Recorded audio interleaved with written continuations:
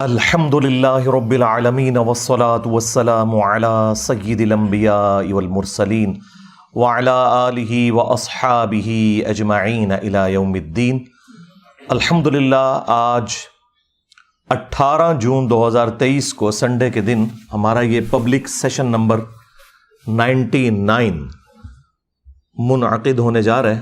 آپ کے یہ ریئل ٹائم سوالات پرچیوں کی شکل میں ایک پورا کمپلیٹ تھدہ میرے پاس پہنچ چکا ہے۔ اسے انشاءاللہ ہم بعد میں ڈسکس کریں گے۔ پہلے اس ویک میں ایک کرنٹ افیئر کے طور پر آپ سمجھ لیں ایک انٹرنیشنل ایشو اس اعتبار سے کہ آلموسٹ دنیا کے تمام انسان جو کسی نہ کسی اعتبار سے ریلیجن کے ساتھ جڑے ہوئے ہیں ان کے لیے یہ اہمیت کا حامل ہے، اور وہ ایشو ہے ہمارے پڑوسی ملک انڈیا میں ایک یوٹیوبر ہیں دھروو راٹھی حفظہ اللہ تعالی من الجنت والناس۔ اللہ تعالیٰ ان کی حفاظت فرمائے اور ان کے لیے سچائی کا راستہ جو ہے وہ آسان کر دے، آمین۔ دھروو راٹھی جو ہے نا جی، یہ میں سمجھتا ہوں اس دور کے لیے بہت بڑی نعمت ہے اللہ تعالیٰ کی، اور میں پرسنلی ان سے بڑی محبت کرتا ہوں، رسپیکٹ کرتا ہوں ان کی، جو انہوں نے ایفرٹ کی ہے یوٹیوب کی دنیا میں ایک عام آدمی تک سائنٹیفک فیکٹس پہنچانے کے اعتبار سے، اسی طریقے سے جو سوشل انجسٹس ہے اس کو ہائی لائٹ کرنے کے اعتبار سے، اور سب سے بڑھ کر جو ہسٹری سے متعلق ان کی ویڈیوز ہیں وہ ہزاروں کتابوں کے اوپر بھاری ہیں۔ بیسیکلی وہ بھی میری طرح ایک میکینیکل انجینئر ہیں، اور آج کل وہ جرمنی میں ہیں، وہیں پہ انہوں نے شادی کی ہے، اور آپ کو پتہ ہے کہ انڈیا میں ایک بڑی کنزرویٹو قسم کی ایک خاص سوچ رکھنے والی حکومت ہے، اس کا بھی سلوک ان کے ساتھ صحیح نہیں تھا، تو وہ وہیں سے اپنی ویڈیوز بھی اپلوڈ کرتے ہیں، اور ماشاءاللہ ان کے آلموسٹ 11 ملین سے زیادہ سبسکرائبر ہو چکے ہیں، اور جس موضوع پہ بھی بولتے ہیں کمال کا بولتے ہیں، کوئی شک نہیں ہے۔ آپ ان کی جتنی بھی ویڈیوز اٹھا کے دیکھیں، خواہ وہ برمودا ٹرائنگل سے متعلق ہو، ٹائٹینک ڈوب گیا اس سے متعلق ہو، فرینچ ریولوشن سے متعلق ہو، لینڈنگ آن مون اس ٹاپک کے اوپر ہو، آلموسٹ کوئی 500 کے قریب ان کی ویڈیوز اپلوڈ ہو چکی ہوئی ہیں مختلف ٹاپکس کے اوپر، اور میرا خیال ہے کہ اردو جاننے والوں کے لیے یہ بندہ نعمت ہے کہ ان تک یہ تمام انفارمیشن ان کی نیٹو لینگویج میں پہنچ رہی ہے۔ اور میں تو بڑے عرصے سے ان کو دیکھتا ہوں اور ان کی ویڈیوز ریکمینڈ کرتا ہوں مختلف مواقع کے اوپر، اپنے قریبی دوستوں کو بھی ان کا تعارف کرواتا ہوں۔ آپ بھی اس ویڈیو کے بعد ان کے چینل کو ضرور وزٹ کریں اور ویڈیوز دیکھیں کہ کتنی محنت سے وہ کام کرتے ہیں، اور انہوں نے آپ سمجھ لیں اس ماڈرن ایج کے اندر ایک پورا پیراڈائم شفٹ کر دیا ہے اس حوالے سے کہ انہوں نے ایجوکیشن کو اپنا موضوع بنایا ہے، اور اس کے ذریعے انہوں نے اتنی ویورشپ حاصل کی ہے، اور تمام ریلیجن سے تعلق رکھنے والے لوگ جو سائنس میں دلچسپی رکھتے ہیں، ہسٹری میں دلچسپی رکھتے ہیں، وہ ان کی ویڈیوز کو بڑے شوق کے ساتھ دیکھتے ہیں، اور وہ بندہ ڈیزرو کرتا ہے جتنی انہوں نے محنت کی ہے اس حوالے سے۔ بہرحال یہ جو ابھی ریسنٹ ان کی ایک ویڈیو اپلوڈ ہوئی آلموسٹ ایک ہفتہ پہلے، وہ بھی آلموسٹ 5.3 ملین لوگ دیکھ چکے ہیں۔ Reality of Quran and Bible Abrahamic religion explained اس ٹاپک سے ہے، جس میں انہوں نے جو 3 بڑے بڑے ابراہیمی ریلیجن کہلاتے ہیں، آسمانی مذاہب، جیوز، کرسچنز اور مسلمز، ان کے دین کو انہوں نے ڈسکس کیا ہے، کانسیپٹ آف گاڈ کے حوالے سے، خدا کے تعارف کے حوالے سے۔ اب چونکہ یہ ٹاپک ایسا ہے کہ اس کے ساتھ انصاف کا تقاضا یہ ہے کہ آپ جس ریلیجن پہ بھی بات کر رہے ہیں، آپ اس کی جو پرائمری بکس ہیں ان سے ریفرنس کوٹ کریں گے تو پھر آپ بات ٹھیک کر سکیں گے۔ ادروائز آپ کسی ایک ریلیجن کو چن کے اس کی جو الہامی کتابیں ہیں ان میں سے چند ورسز اٹھا کے اسے ایکسٹراپولیٹ کریں اور باقیوں کے اوپر لگائیں تو یہ ایک علمی طور پر زیادتی ہے. اس طرح کی زیادتی پہلے رچرڈ ڈاکنز نے بھی کی اپنی کتاب دا گاڈ ڈیلوژن کے اندر، کہ اس نے کرسچینٹی کو ایک سمجھ لیں سینٹرڈ کرتے ہوئے باقی تمام ریلیجنز کو اسی کھاتے میں ڈال کے اور انہیں نان سائنٹیفک بتانے کی کوشش کی. وہ تو خیر ایک بدنیت شخص ہے رچرڈ ڈاکنز، اس کی میں نے کئی ایک بدنیتی والی اپروچز نوٹ کی ہیں، لیکن جہاں تک یہ دھروو راٹھی کا تعلق ہے تو یہ ایک مخلص بندہ ہے. مجھے ان کی ویڈیو میں کہیں پہ بھی دو نمبری نظر نہیں آئی، اور پرسنلی میں نے دیکھا ہے کہ وہ جو سپرسٹیشیس قسم کی چیزیں ہوتی ہیں ان کے بھی خلاف وقتاً فوقتاً بولتے ہیں. اگرچہ ان کا تعلق انڈیا سے ہے، اس کے باوجود انڈیا میں بھی جو ہندوؤں کے اندر بھی بابا حضرات موجود ہیں، ان باباؤں کو وہ بڑا ننگا کرتے ہیں. تو اس حوالے سے تو مجھے ایک خاص عقیدت ہے ان کے ساتھ کہ مشن ایک ہے، بابوں کو ننگا کرنا، جنہوں نے دین کے نام کے اوپر پبلک کا استحصال کیا ہے، ان سے چندے بٹورے ہیں، ان کی دنیا بھی خراب کی ہے، ان کی آخرت بھی خراب کی ہے. دوسرا اس حوالے سے بھی مجھے ایک محبت ہے کہ بائی پروفیشن وہ بھی میکینیکل انجینئر ہیں، اس کے باوجود انہوں نے ایک راستہ یہ والا ایجوکیشن کا اڈاپٹ کیا. اور آپ میں سے کوئی شاید بعض اوقات یہ سوچتا ہو کہ ایک انجینئر کو اپنے شعبے کے ساتھ انصاف کرتے ہوئے اسی فیلڈ کے اندر کام کرنا چاہیے، تو یہ ایسا نہیں ہے. انجینئرنگ آپ کو ایک آپ کے اندر استعداد، جسے آپ کہتے ہیں کمپیٹنسی، پیدا کرتی ہے کہ آپ کا جو انالیسس کرنے والی جو صلاحیت ہے وہ عام لوگوں سے بڑھ کر ہو جاتی ہے. اس لیے آپ دیکھیں گے جتنے بھی اس قسم کے لوگ ہیں، حالانکہ مجھے نہیں پتا تھا یہ بندہ انجینئر ہے، میں نے جب اس کی ویڈیوز دیکھی نا تو میں نے تعارف بعد میں اس کا پڑھا. میں نے ویڈیوز دیکھتے ہی نا اپنے دماغ میں سوچ لیا کہ یہ بندہ مجھے لگتا ہے کہ یہ انجینئر ہے، کیونکہ وہ جس طریقے سے چیزوں کو مینیج کر کے اور پراپر فارم میں ارینج کر کے ایک انٹلیکچوئل ترتیب کے ساتھ بیان کرتا ہے، الٹپ ایٹ رینڈم نہیں بیان کرتا. اس سے لگ رہا تھا کہ اس کی ایجوکیشن اس حوالے سے ہے، اور وہ نظر آئی. تو ہم کبھی بھی کسی بھی شخص کے بارے میں یہ کامنٹس نہیں کریں گے کہ اسے رائٹ نہیں پہنچتا کہ وہ کسی ٹاپک کے اوپر بات کرے. یہ تو بالکل غیر علمی اپروچ ہے. ہر شخص کا حق ہے کہ وہ ٹاپک پہ بات کرے، لیکن اتھینٹک سورسز کے ساتھ، جو اس ریلیجن کی بکس ہیں ان کو سامنے رکھتے ہوئے، تاکہ کوئی شخص بعد میں چیلنج نہ کر سکے. اب یہاں پر ان سے تھوڑی سی مس ہینڈلنگ ہوئی، بدنیتی کی وجہ سے نہیں بلکہ اگنورینس کی وجہ سے. انہوں نے ایزیوم کر لیا کہ چونکہ کرسچینٹی اور جوڈائزم یعنی یہودیت اور اسلام یہ تینوں حضرت ابراہیم علیہ السلام کے ساتھ جڑے ہوئے ہیں، تو لہٰذا ان کے نظریات بھی آلموسٹ ملتے جلتے ہوں گے.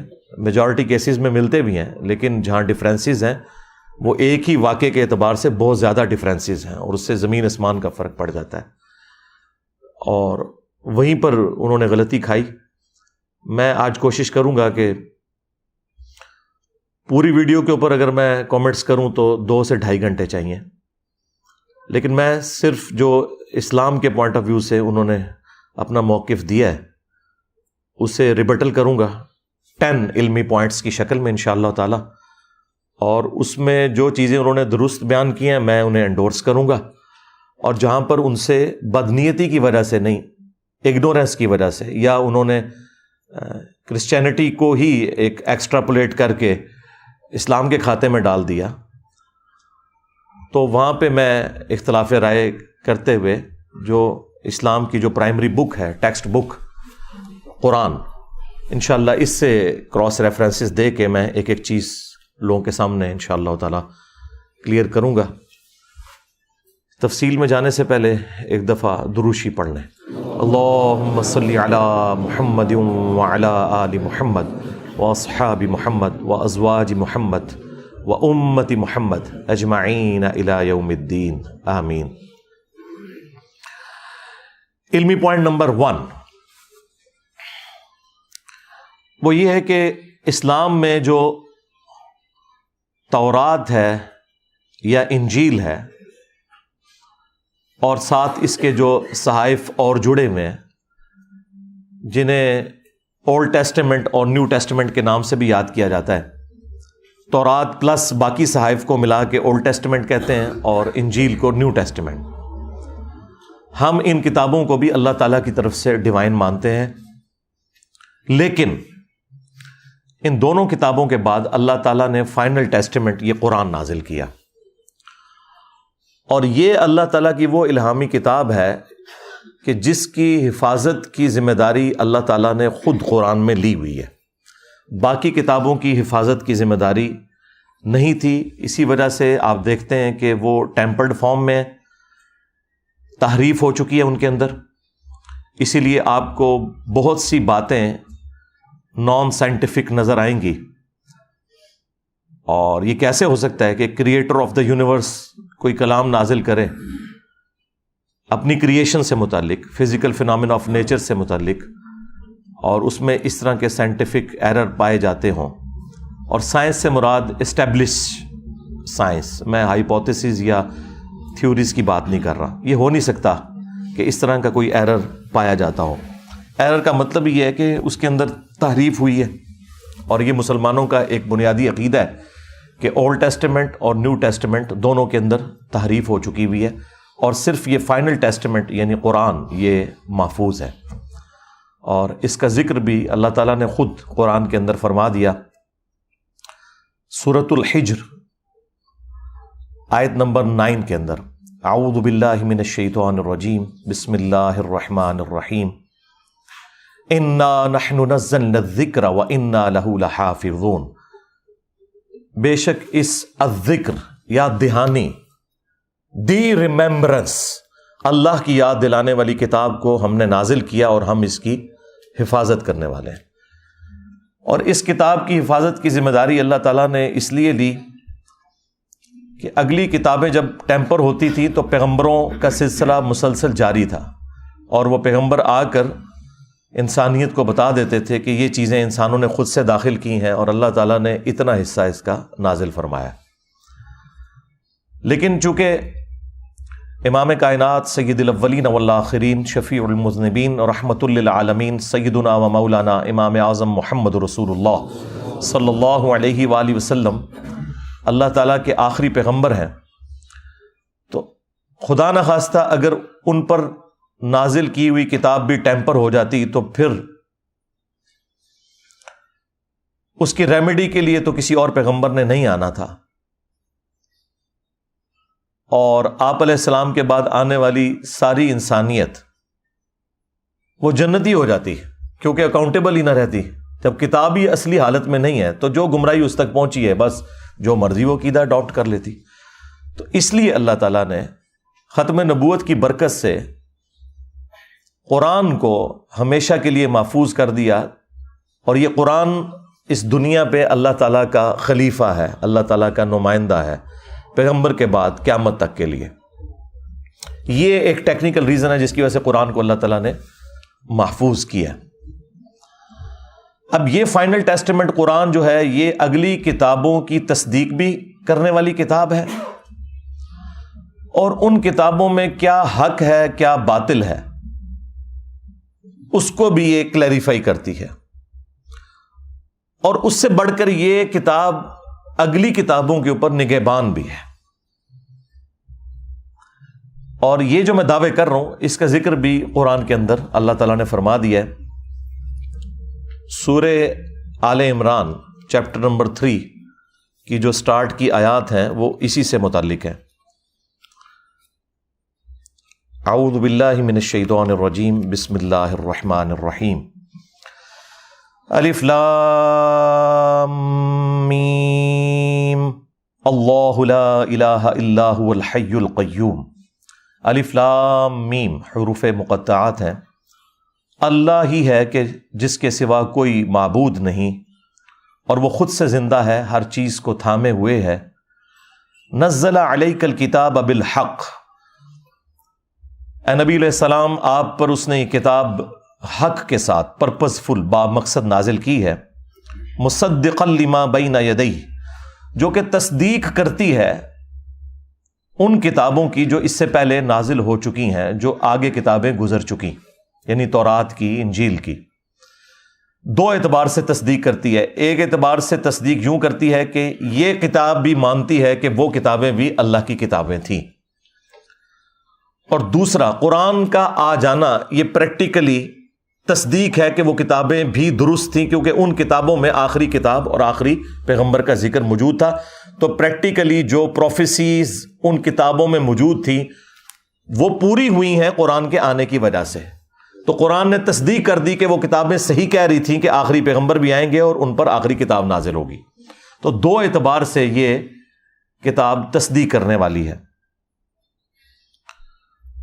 وَأَنزَلَ التَّوْرَاةَ وَالْإِنجِيلَ، اور اللہ ہی نے نازل کی تھی تورات بھی اور انجیل بھی، من قبل، اس قرآن سے پہلے، ہدی للناس، پوری انسانیت کی ہدایت کے لیے، وَأَنزَلَ الْفُرْقَانَ، اور اب اللہ تعالیٰ نے یہ فرقان نازل کر دیا ہے جو پوری انسانیت کے لیے ہدایت ہے اور حق اور باطل میں تمیز کرنے والی کتاب ہے، کہ یہ سچائی پر مبنی چیز ہے اور یہ چیز جھوٹی لوگوں نے اللہ کی طرف منسوب کر دی ہے۔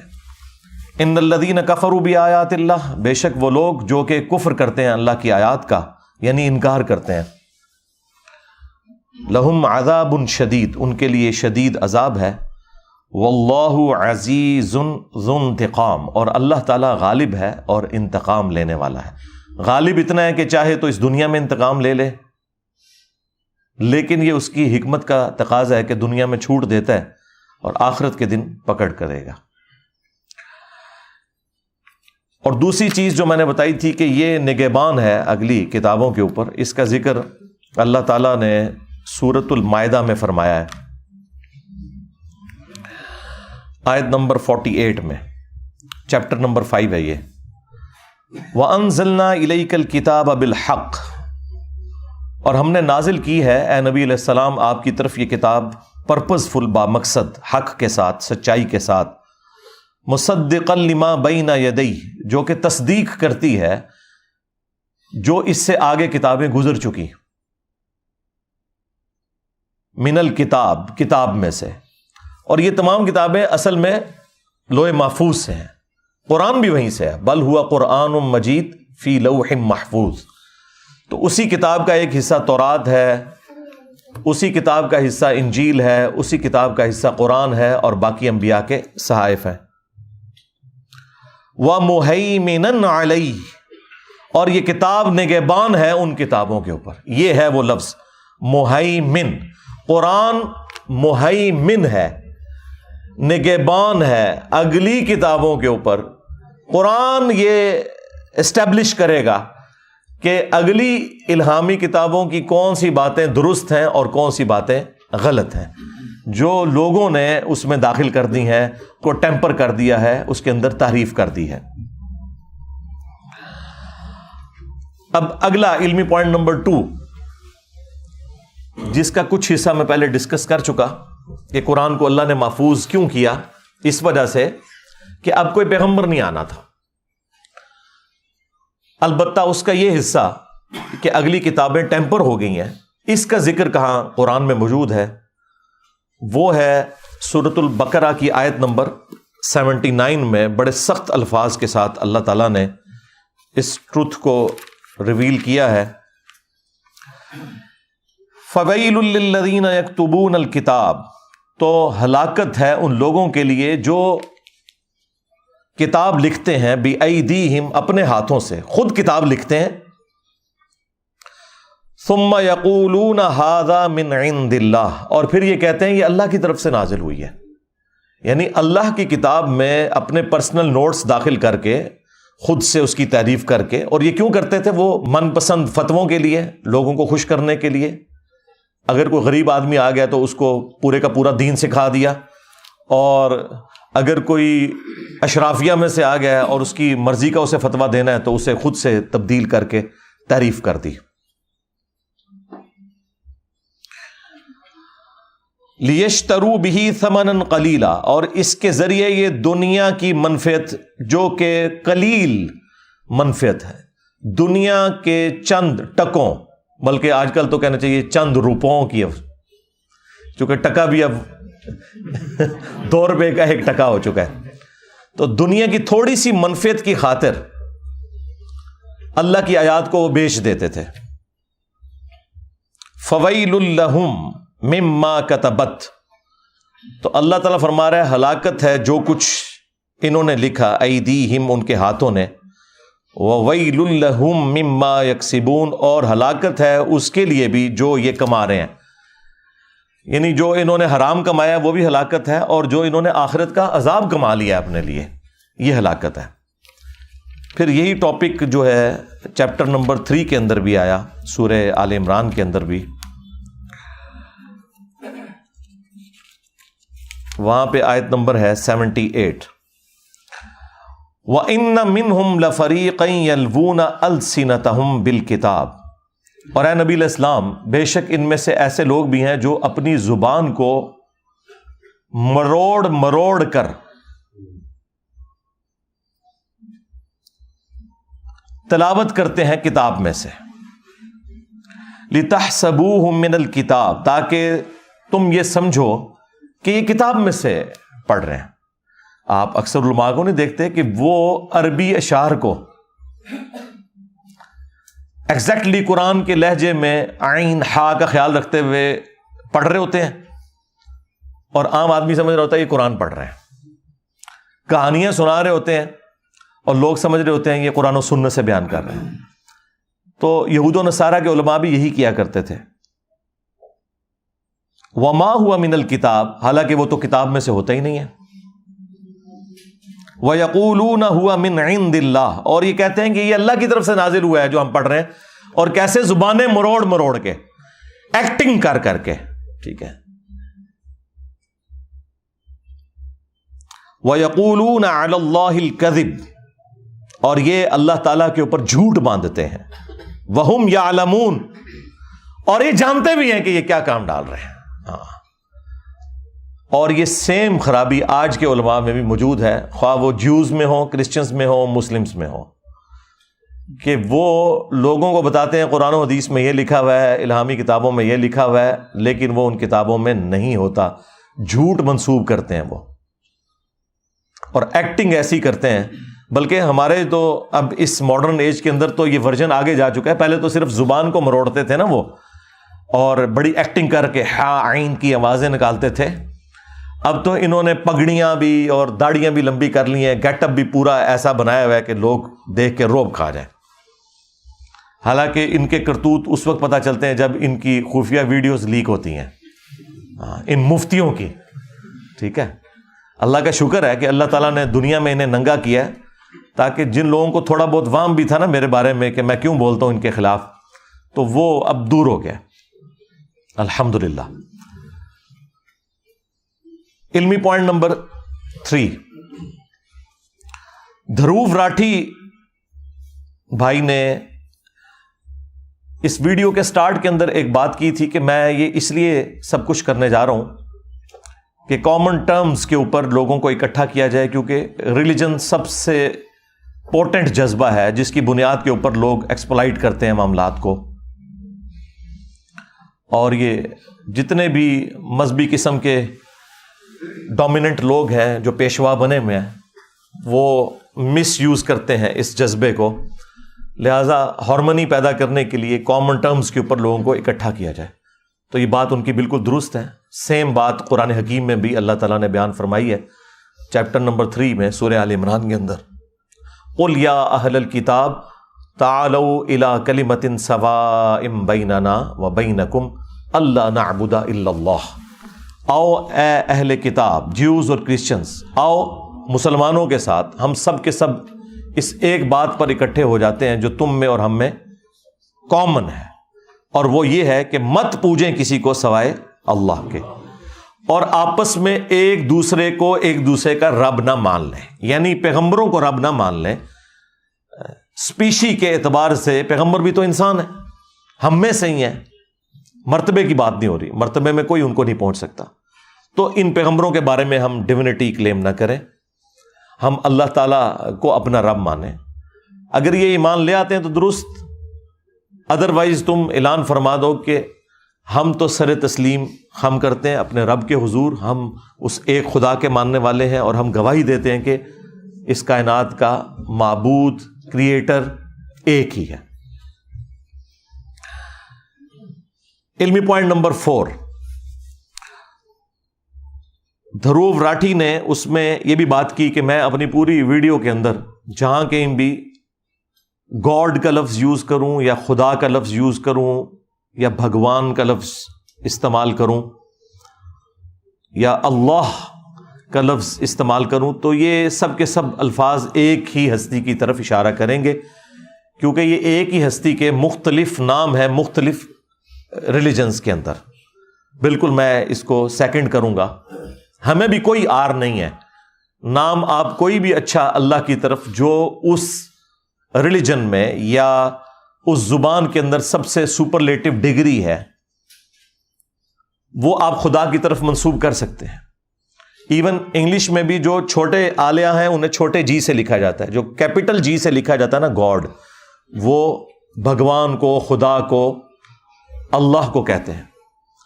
آپ اسے سپریم بینگ بھی کہہ سکتے ہیں، سپر نیچرل ایجنسی کا لفظ بھی اس کے لیے استعمال کر سکتے ہیں، جو چاہیں آپ الفاظ اس کے لیے استعمال کر سکتے ہیں، لیکن اصل میں اس کی طرف جو کوالٹیز آپ نے منسوب کی ہوئی ہیں نا، یہ دیکھنے والی چیز ہے کہ وہ کوالٹیز اس سے متعلق ہیں بھی ہیں یا نہیں۔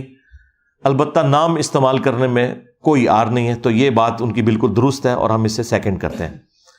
علمی پوائنٹ نمبر 5، یہ بات بھی انہوں نے صحیح بیان کی کہ تمام ریلیجنز کے اندر جہاد اور قتال یعنی لڑائی کرنا، جنگ کرنا، حق کو اسٹیبلش کرنے کے لیے، جھوٹ کو مٹانے کے لیے، انسانیت کو استحصالی نظام سے باہر نکالنے کے لیے، دہشت گردی کو ختم کرنے کے لیے، انصاف کا نظام قائم کرنے کے لیے، یہ جتنے بھی الفاظ استعمال کیے جاتے ہیں اس کے لیے جنگ کرنا یہ بالکل درست ہے۔ اور اس جنگ سے مراد قطعاً یہ نہیں ہوتا کہ آپ نے دوسرے ریلیجن کے ماننے والے لوگوں کو دنیا سے ختم کر دینا ہے اور ان کے پاس کوئی دنیا میں رہنے کا حق موجود نہیں ہے۔ اور اس میں اکثر ہندوؤں کی جانب سے اور کرسچنز کی جانب سے قرآن حکیم کی ایک آیت آؤٹ آف کانٹیکسٹ پیش کی جاتی ہے، سورہ التوبہ کی آیت نمبر 5، وہ انہوں نے کوٹ کی اپنی اس ویڈیو کے اندر کہ یہ آؤٹ آف کانٹیکسٹ ہے، کہ جہاں کہیں مشرک پاؤ اسے قتل کر دو۔ تو انہوں نے بھی بتایا کہ یہ ایک ٹریٹی سے ریلیٹڈ تھا، اس زمانے کے لیے وہ ایک معاہدہ تھا مسلمانوں اور کافروں کے درمیان، جو کافروں نے توڑ دیا اور مسلمانوں کو قتل کیا۔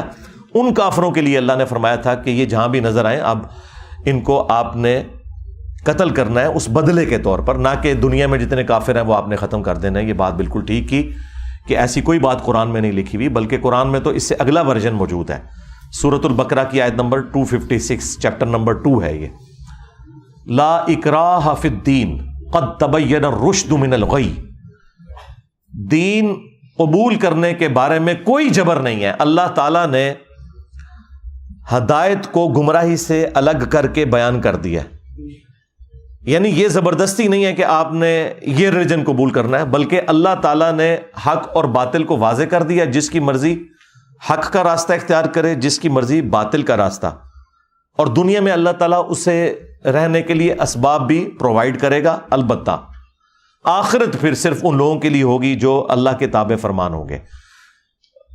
تمام انبیاء کی دعوت کا مقدمہ اسی کے اوپر قائم ہے، انا ہدیناہ السبیل اما شاکرا و اما کفورا، ہم نے ہدایت کا راستہ واضح کر دیا ہے، چاہے تو شکر گزاری کی روش اختیار کرو، خواہ نہ شکری کی روش اختیار کرو۔ دین قبول کرنے کے اعتبار سے کسی کے اوپر جبر نہیں ہے۔ تو یہ انہوں نے جو بات کی بالکل ٹھیک کی۔ علمی پوائنٹ نمبر 6، کافر کی جو ڈیفینیشن انہوں نے کی ہے وہ پارشلی تو درست ہے کہ جو ایتھیسٹ ہیں، جو منکرین خدا ہیں، وہ کافر ہیں، انکاری ہیں اللہ کی ذات کے، اور ہم ان کے لیے کفر کا لفظ استعمال کرتے ہیں۔ لیکن انہوں نے جو یہ بات کی کہ کافر صرف وہی ہوتا ہے جو اللہ کا انکار کر دے، یہ بات ان کی بالکل غلط ہے۔ اسلام میں ایسا نہیں ہے۔ اسلام میں بنیادی 3 عقائد ہیں۔ نمبر 1 عقیدہ توحید، ایک خدا کو ماننا، اس کے ساتھ کسی کو شریک نہ ٹھہرانا۔ نمبر 2 عقیدہ رسالت، یہ عقیدہ رکھنا کہ اللہ تعالیٰ نے انسانیت کی رہنمائی کے لیے انسانوں ہی میں سے پیغمبروں کو چنا، اور وہ پیغمبر خدا نہیں تھے، نہ خدا کے بیٹے تھے، بلکہ صرف وہ خدا کے ریپریزنٹیٹو تھے، انسان ہی تھے، اور ان کے ذریعے انسانیت کو اللہ تعالیٰ نے اپنی تعلیمات سکھائیں۔ اور عقیدہ نمبر 3 ہے عقیدہ آخرت، کہ آپ جو کچھ بھی دنیا میں کرتے ہیں، مرنے کے بعد اللہ تعالیٰ آپ کو دوبارہ زندہ کرے گا، اور آن دا ڈے آف ججمنٹ، قیامت کے دن آپ اکاؤنٹیبل ہیں، جواب دہ ہیں اللہ تعالیٰ کی بارگاہ میں ان تمام اعمال کا جو دنیا میں آپ نے کیے، خواہ وہ حقوق اللہ سے متعلق ہوں یا حقوق العباد، یعنی اللہ تعالیٰ کے حق ہوں یا اللہ کے بندوں کے حق۔ اگر آپ نے ان کے ساتھ نیکی کی ہے تو اللہ تعالیٰ آپ کو انعام دے گا، اور اگر برائی کی ہے تو اس کی آپ سزا پائیں گے۔ اور یہ تمام ریلیجنز کے اندر یہ کامن چیز ہے۔ ان تینوں عقیدوں میں سے کسی ایک کا بھی انکار کر دیں تو کافر ہے۔ صرف خدا کا انکار کفر نہیں ہے، بلکہ ان تینوں عقائد میں سے کسی ایک چیز کا انکار کر دینا بھی کفر ہے۔ اصل میں وہ یہ ایک کامن ٹرمز کے پوائنٹ آف ویو سے بات کرنا چاہ رہے تھے، اس کی وجہ سے وہ آپ سمجھ لیں تھوڑا ٹریک سے ہٹ گئے کہ بت پرستی کا جو دین ہے اس کو ماننے والا بھی کوئی کافر نہیں ہوگا، کیونکہ وہ پیچھے تو ایک ہی خدا کو مان رہے ہیں۔ تو چونکہ ان کا اوورال نظریہ ایک خدا کو ماننے کا ہے، لہٰذا وہ کافر نہیں ہے۔ تو اسلام میں ایسا نہیں ہے۔ اسلام میں بت پرستی جو ہے یہ کفر اور شرک ہے، اور یہ ایگریڈ اپان ہے۔ آج میں جتنی بھی گفتگو کر رہا ہوں، ان میں سے کوئی ایک بات بھی ایسی نہیں ہے جو مسلمانوں کا کوئی ایک فرقہ اس کا ڈینائل کرتا ہو۔ یہ وہ عقائد ہیں کہ جو ایگریڈ اپان ہے، چونکہ قرآن کے اندر لکھے ہوئے ہیں۔ تو کسی بھی دنیا کے مسلمان مکتب فکر کا ایسا عقیدہ نہیں ہے کہ بت پرستی کا ماننے والا جو ہے وہ کافر نہیں ہے، یا وہ جیوز اور کرسچنز جو خدا کے لیے بیٹا تجویز کرتے ہیں، اس کی اولاد تجویز کرتے ہیں، وہ کافر نہیں ہے، وہ کافر ہی مانتے ہیں۔ اور قرآن حکیم اپنے اس مقدمے کے اندر بالکل واضح ہے۔ اس حوالے سے انہوں نے ایک آیت کوٹ کی جو اکثر نان مسلمز جو ہیں وہ اپنی اگنورنس کی وجہ سے غلط کوٹ کرتے ہیں، اور بعض اوقات مسلمانوں میں سے بھی لوگ کوٹ کرتے ہیں۔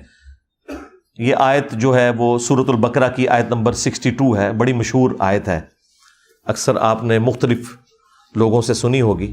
میں نے اس کے اوپر کافی دفعہ گفتگو کی ہے، اور میری تفصیلی ویڈیو اس کے اوپر ریکارڈڈ موجود ہے، کیا یہودی اور عیسائی بھی جنت میں جائیں گے۔ ان الذین آمنوا والذین ہادوا، بے شک جو لوگ ایمان لائے یعنی جو مسلمان ہیں اور جو یہودی ہیں، والنصارى اور جو نصرانی ہیں کرسچنز، والصابئین اور جو صابی ہیں۔ یہ صابی عموماً لوگ سمجھتے ہیں اس سے مراد ستارہ پرست ہیں، ایسا نہیں ہے۔ صابی دین ابراہیمی کے ماننے والے لوگ تھے۔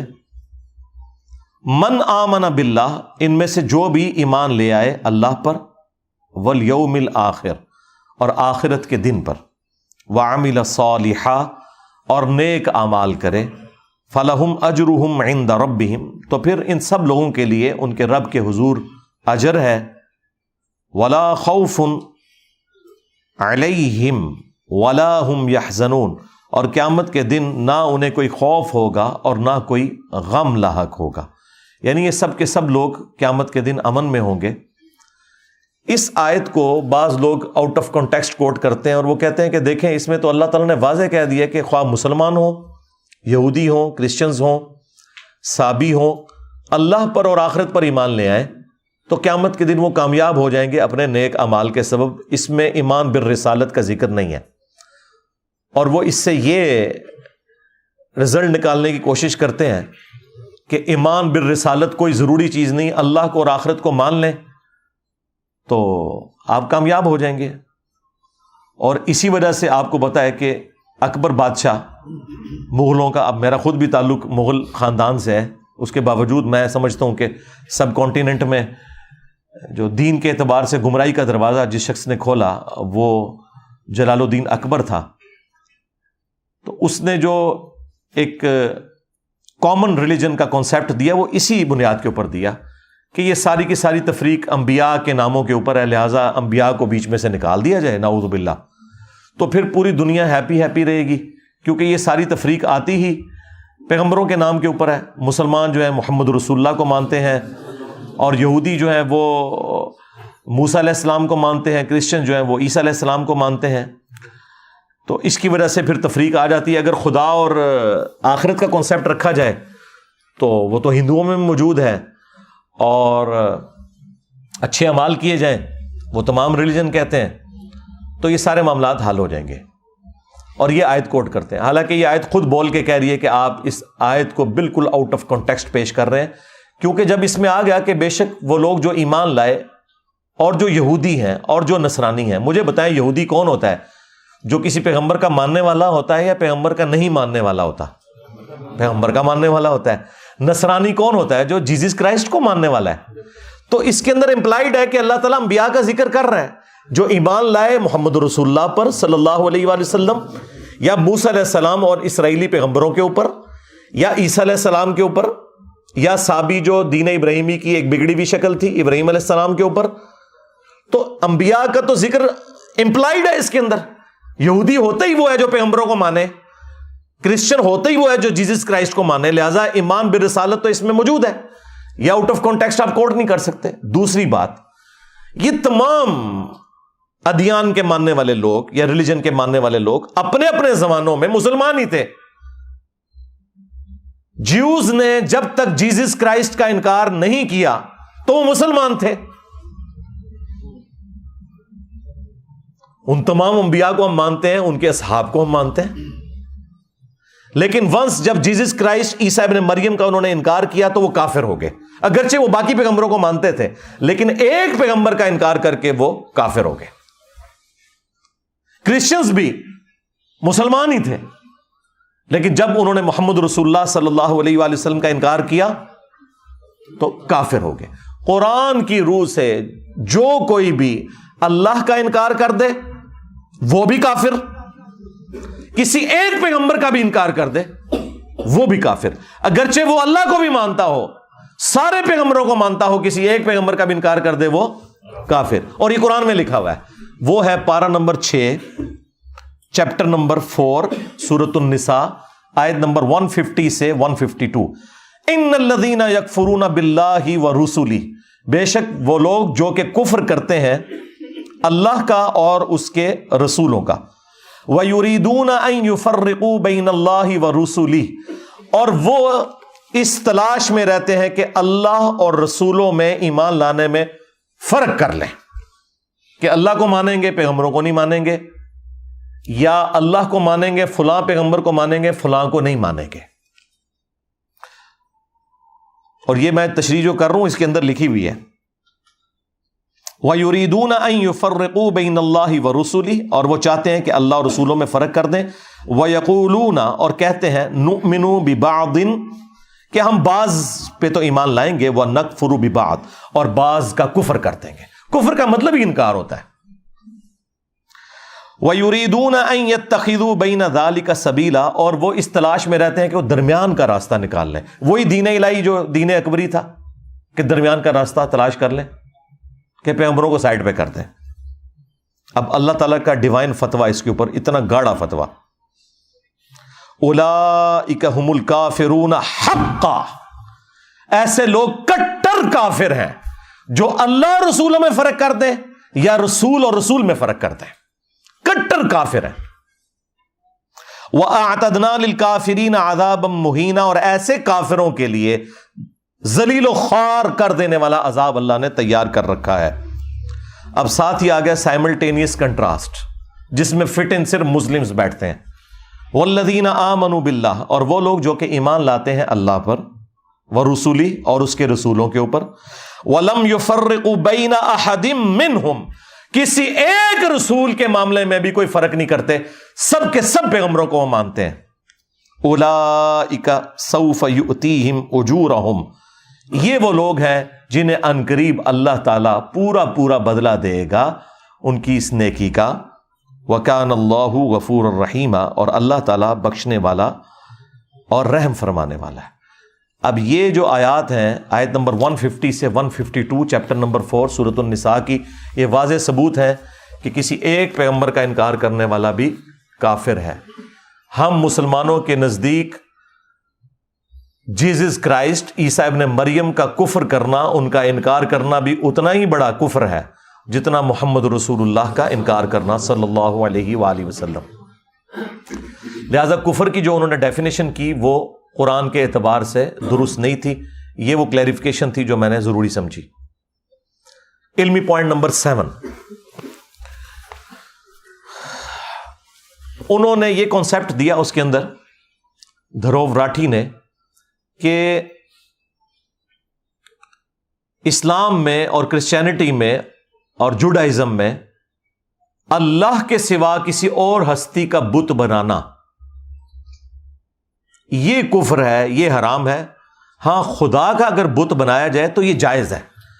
اور انہوں نے سورۃ النساء کی جو آیت نمبر 48 ہے اور 116، ان اللہ لا یغفر ان یشرک بہ ویغفر ما دون ذلک لمن یشاء، بے شک اللہ تعالیٰ اس گناہ کو تو قیامت کے دن کبھی معاف نہیں کرے گا کہ کوئی شخص شرک کے ساتھ اللہ کے حضور حاضر ہوا، اس کے سوا ہر گناہ کو معاف کر دے گا جس کے لیے چاہے گا۔ تو اس شرک کے گناہ کو انہوں نے ریلیٹ کیا کہ یہ شرک صرف وہ لوگ کر رہے ہیں جو خدا کے علاوہ کسی اور ہستی کا بت بناتے ہیں۔ اگر کوئی خدا کا بت بنائے یا خدا کے محبوب بندوں کا کوئی بت بنا لیتا ہے اور پیچھے دھیان اللہ ہی کی طرف سے ہے کہ یہ اللہ کی طرف لے جانے والی چیزیں ہیں، تو انہوں نے اسلام کے کھاتے میں بھی ڈال دیا اسے کہ یہ اسلام میں بھی کوئی کفر نہیں ہے، نعوذ باللہ من ذالک۔ لیکن انہوں نے کوئی آیت کوٹ نہیں کی اس حوالے سے۔ انہوں نے جو ٹیمپرڈ فارم میں کتابیں ہیں ان کا حوالہ دیا، خیر وہ بھی، اس کو بھی میں بریف کر سکتا ہوں، اسے ہم چھوڑتے ہیں، ہم قرآن کے اوپر آتے ہیں۔ میرے بھائی قرآن میں تو بالکل ایسا کوئی کانسیپٹ نہیں ہے، یہ بالکل قرآن کے اوپر، اسلام کے اوپر جھوٹ باندھنا ہے کہ اسلام میں کسی قسم کی کوئی بت پرستی کی اجازت موجود ہے، ناٹ ایٹ آل۔ اللہ کا بت بنانے کی بھی اجازت نہیں، تو باقی تو آپ چھوڑ ہی دیں۔ اور وہ مثال میں کہہ رہے تھے کہ آپ کو کیتھولک کے جو چرچز ہیں ان کے اندر آپ کو جیزس کرائسٹ کے مجسمے نظر آئیں گے، اور اس طریقے سے بعض اوقات لوگ، انہوں نے تو خیر یہ حرکت نہیں کی ہے، شکر ہے انہوں نے عقل مندی کا ثبوت دیا کہ وہ خانہ کعبہ کو بت سے تشبیہ دینا۔ تو بھائی دنیا میں جتنے بت بنے ہوئے ہیں آپ کو ان کی آنکھیں نظر آتی ہیں، ہاتھ پاؤں نظر آتے ہیں، کعبے میں آپ کو کون سی آنکھ نظر آ رہی ہے؟ اس کی شکل کہاں سے کسی چہرے سے ملتی جلتی ہے؟ وہ تو جسٹ ایک کمرہ ہے۔ اگر یہ بت ہوتا مسلمانوں کا تو مسلمان جوتیوں سمیت اس کے اوپر چڑھتے۔ سال میں 2 دفعہ غلاف کعبہ چینج ہوتا ہے، اور دونوں دفعہ سعودی حکومت کے جو کارندے ہیں اتنے بڑے بڑے بوٹ پہنے ہوئے اس کے اوپر چڑھتے ہیں، یہ اسے رسپیکٹ دے رہے ہوتے ہیں، جوتیوں سمیت اوپر چڑھے ہوتے ہیں، اور بالکل ٹھیک کرتے ہیں، جوتیوں سمیت ہی چڑھنا چاہیے تاکہ لوگوں کو پتہ چلے کہ یہ ہمارا معبود نہیں ہے، اور نہ یہ ہمارے معبود کی کوئی اس حوالے سے نشانی ہے کہ ہم اس کے آگے جھکتے ہیں۔ باقی کسی کو تفصیلات دیکھنی ہے نا کہ معبود کون سے بنائے ہوئے ہیں تو پی کے فلم دیکھ لیں۔ ہاں، تو وہ جو بت کے ساتھ اسے تشبیہ دیتے ہیں بالکل غلط۔ کون اپنے بت کے اوپر اس طریقے سے چڑھتا ہے؟ وہ ہماری صرف ڈائریکشن ہے مسلمانوں میں یونٹی کے لیے۔ 2 یونٹی کے سمبل ہیں مسلمانوں کے، ایک عربک لینگویج کہ ہماری جتنی بھی عبادات ہیں وہ عربک کے اندر ہے، تاکہ کوئی چائنا کا مسلمان ہو یا رشیا کا مسلمان ہو یا کوئی امریکن مسلم ہو یا سب کانٹیننٹ کا مسلمان ہو، جب وہ جا کے کعبے میں کھڑا ہو یا دنیا میں کہیں بھی کھڑا ہو اور سورۃ الفاتحہ کی قرات شروع ہو تو اس سے یہ نہ لگے کہ یہ جو آگے کھڑا ہے یہ کسی اور دین کا ماننے والا ہے اور میں کسی اور دین کا ماننے والا ہوں، یا یہ دین تو ایک ہے، یہ کسی اور جو ہے وہ نسل سے تعلق رکھنے والا ہے، کسی اور تہذیب سے تعلق رکھنے والا ہے۔ نہیں، وہ سب کے سب ایک جیسے لگتے ہیں۔ یہ اسلام کی یونٹی کے سمبل ہیں 2، عربک لینگویج اور قبلہ، جو ہماری ڈائریکشن ہے، ہم اسے قبلہ کہتے ہیں۔ سورۃ البقرہ میں پارہ نمبر جو 2 ہے اس کے سٹارٹ کے 2 رکوع پورے کے پورے اسی کے اوپر آئے ہوئے ہیں۔ میں سلام پیش کرتا ہوں دھروو راٹھی کو کہ اس نے شکر الحمدللہ جو غلطی بڑے بڑے کرسچن فلاسفرز کرتے تھے مسلمانوں کے خلاف، وہ چونکہ بدنیتی کے اوپر کر رہے ہوتے تھے، یہ بندہ بدنیت نہیں تھا، اس لیے اس نے یہ ذلیل حرکت نہیں کی ہے. اور کئی کرسچنز کے پادری، کئی ہندوؤں کے پنڈت، وہ کعبے کو تشبیہ دیتے ہیں وہ اپنے بنائے ہوئے بتوں کے ساتھ. یہ حرکت اس نے نہیں اس پوری ویڈیو میں کی، اس کے اوپر میں ایسے سلوٹ کرتا ہوں. یہ انتہائی ذلیل حرکت ہے، جھوٹ باندھنا ہے مسلمانوں کے اوپر. مسلمان کسی قسم کی بھی بت پرستی کو جائز نہیں سمجھتے. اب رہ گیا جو مسلمان جا کے قبروں کے آگے جھکتے ہیں، تو ان کی بھی اگر آپ اوریجنل تعلیمات پڑھیں تو ان کے اندر بھی ایسی کوئی بات موجود نہیں. یہ صرف جہالت کے اوپر مبنی ہے. کوئی بھی اس کی اجازت نہیں دیتا کہ آپ کسی مرے ہوئے بندے کی قبر پہ جا کے تو اسے سجدہ کرنا شروع کر دیں یا اس کے سامنے حد رکوع جھکنا شروع کر دیں. یہ بالکل اسلام کے اندر حرام ہے، اور اگر عبادت کی نیت سے ہوا تو یہ کفر و شرک ہے، سیدھی سی بات ہے. تو بت کا کوئی کانسیپٹ اسلام کے اندر موجود نہیں ہے. خدا کا بھی بت نہیں بنایا جا سکتا، کوئی اسٹیچو نہیں بنایا جا سکتا. لہٰذا وہ جو اس ویڈیو میں کہہ رہے تھے کہ جس طرح آپ اپنے باپ کی تصویر رکھتے ہیں نا، تو آپ اس تصویر کے پیچھے جو ہستی ہے اس سے اپنی عقیدت کا اظہار کر رہے ہوتے ہیں، اس تصویر سے آپ کا لینا دینا کوئی نہیں ہوتا. اس طریقے سے انہوں نے کہا کہ یہ جو ہم بھگوان کا بت بناتے ہیں یا مختلف اسٹیچو دنیا میں ایگزسٹ کرتے ہیں، تو ان اسٹیچوز کا مقصد بھگوان کی یاد تازہ کرنا ہوتا ہے، نہ کہ ان اسٹیچوز کو ہم بھگوان سمجھتے ہیں. میرے بھائی آپ اسٹیچوز بنا ہی نہیں سکتے. ڈاکٹر ذاکر نائک نے تو پوری ایک ویڈیو تفصیلی ریکارڈ کروائی، سملیرٹیز بٹوین ہندوازم اینڈ اسلام. اس میں انہوں نے ہندوؤں کی کتابوں سے بھی ثابت کیا ہے کہ وہاں بھی خدا کا کوئی اسٹیچو بنانا، کوئی تصویر بنانا، کوئی بت بنانا، کوئی اس طرح کا سمبل بنانا حرام ہے. اور قرآن حکیم میں تو اللہ تعالیٰ نے ایک آیت میں واضح کر دیا، لیس کمثلہ شیء وہو السمیع البصیر. اللہ کی مثل کوئی شے ہے ہی نہیں ہے، اور وہی سننے والا اور دیکھنے والا ہے. جب اللہ تعالیٰ کی کوئی مثال بیان ہی نہیں ہو سکتی تو اس کا اسٹیچو نہیں بنایا جا سکتا. ورنہ تو ہمارے پیغمبر خود بناتے. ہمارے پیغمبر نے تو جب فتح مکہ ہوئی تو حضرت ابراہیم علیہ السلام کی تصویریں بھی بنی ہوئی تھی کعبے کی دیوار کے اوپر. بعض مسلمان ریلیکٹنٹ ہوئے کہ ہم ان تصویروں کو کیسے مٹائیں، تو نبی علیہ السلام نے اپنے مبارک ہاتھوں سے مٹائیں وہ اپنے جد امجد کی تصویر. یہی وجہ ہے کہ ہمارے پروفٹ کی کوئی تصویر دنیا میں نہیں ہے. حالانکہ تصویریں اس وقت بھی بنائی جاتی تھیں، لیکن کسی نے جرت نہیں کی کہ ایک تصویر ہی بنا کے رکھ لیں. نہیں، کیونکہ بت پرستی اسی سے داخل ہوتی ہے. سورہ نوح کے اندر جو 4 بتوں کا ذکر آیا ہے نا، جو قوم نوح پوجا کرتی تھی، اور جب قوم نوح ان بتوں کو پوج رہی ہے تو اس کا مطلب ہے کہ حضرت نوح علیہ السلام سے پہلے سے یہ بت پرستی کا سلسلہ شروع ہوا ہے. اور اس کی تفصیل قرآن میں تو نہیں آئی ہے، صرف بتوں کے نام آئے ہیں، لیکن صحیح بخاری کے اندر اس کی تفصیل موجود ہے کہ بیسیکلی یہ حضرت نوح علیہ السلام سے پہلے ان کی قوم کے اندر اللہ کے نیک بندے ہوا کرتے تھے. ظاہر ہے کہ پہلے انسان اور پہلے پروفٹ حضرت آدم علیہ السلام ہے. یہ بھی اس میں انہوں نے کہا کہ جی حضرت آدم علیہ السلام کو مسلمان پیغمبر مانتے ہیں، جیوز اور کرسچنز جو ہیں وہ حضرت ابراہیم علیہ السلام سے سٹارٹ لیتے ہیں یا نوح علیہ السلام سے سٹارٹ لیتے ہیں. تو یہ کنسنسس حضرت آدم علیہ السلام ہی پہلے انسان ہے اور وہ پہلے پیغمبر بھی ہیں. ان کی نسل ہی میں جب بت پرستی شروع ہوئی تو وہ ایسے شروع ہوئی، صحیح بخاری میں آتا ہے کہ کچھ نیک لوگ عبادت کیا کرتے تھے. ان کے مرنے کے بعد لوگوں نے کہا کہ ہم بھی اپنے اندر عبادت کا جذبہ پیدا کرنے کے لیے نا، جہاں پہ بیٹھ کے وہ عبادت کرتے تھے وہاں پہ انہوں نے وہ 5 نشانیاں پتھروں کے طور پر رکھ لیں کہ ان کو دیکھ کے ہمارے اندر بھی موٹیویشن پیدا ہوگی. پھر آہستہ آہستہ وہ بت کی شکل اختیار کر گئے اور لوگوں نے انہی کو پوجنا شروع کر دیا، اور وہی کانسیپٹ کے پیچھے تو خدا ہی ہے. تو اس طریقے سے بت پرستی سٹارٹ ہوئی. آج بھی آپ کو جو لوگ جاہل لوگ ہیں وہ کہتے ہیں ہم مزارات کے اوپر اس لیے جاتے ہیں کہ تاکہ ہم وہاں جا کے ان نیک بندوں کو یاد کریں کہ انہوں نے کیسے اللہ کو خوش کیا تھا، تو پھر اس سے ہمیں موٹیویشن ملے گی. جی آپ کے بڑے بھی یہی کچھ کرتے تھے، انہوں نے بھی ایسے ہی سٹارٹ لیا تھا کہ یہاں اللہ کے نیک بندے. یہاں پہ بھی آپ دیکھ رہے ہیں اتھے انہوں نے چلا کٹیا جی. سیم چیز بخاری کے اندر موجود ہے.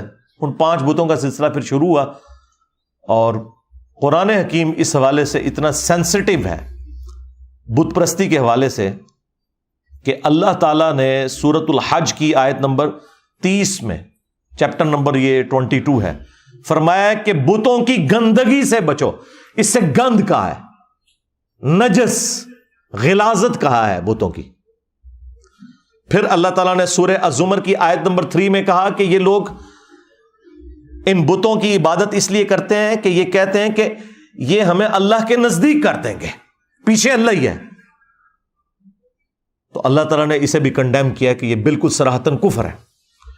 اور سورہ یونس میں تو اللہ تعالیٰ نے کہا کہ تم وہ بات کر رہے ہو جو اللہ کے بھی علم میں نہیں ہے، زمین و آسمان میں، کہ اللہ نے کوئی اپنا نائب مقرر کیا اس حوالے سے کہ اس کے ذریعے تم اللہ تک پہنچو گے.